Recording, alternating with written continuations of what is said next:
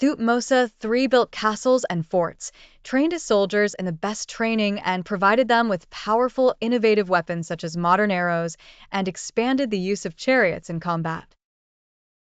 In the Battle of Megiddo campaign, he divided his army into a center and two wings and used military tactics and maneuvers that were not known before.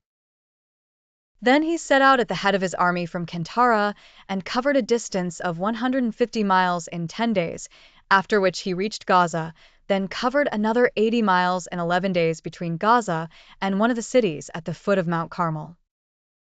There, Thutmose III held a war council with his officers after learning that the Emir of Kadesh had come to the city of Megiddo and gathered around him 230 emirs with their armies and camped in fortified Megiddo to stop the advance of Thutmose III and his army.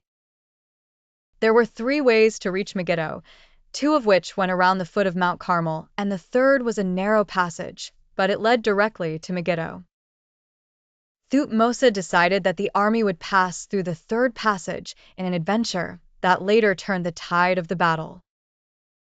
The forces of the Prince of Kadesh and his allies had positioned themselves at the end of 2 wide roads, believing that the Egyptian army would come from one or both of them. At dawn the next day, King Thutmose III ordered the army to reassemble its chariots and prepare for a surprise attack. His forces, led by the Prince of Kadesh, attacked Megiddo in a semicircle. The surprise was that the Egyptians initiated this sweeping attack, which caused them to become confused and lose their balance until their armies fell into a state of chaos and disorder.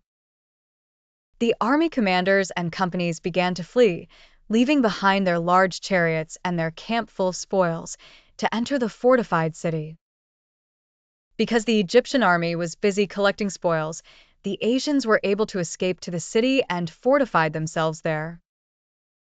The consequence of the army's distraction in collecting spoils at a time when they could have eliminated the armies of the Prince of Kadesh and achieved complete victory was that Thutmose III was forced to besiege Megiddo for 7 long months.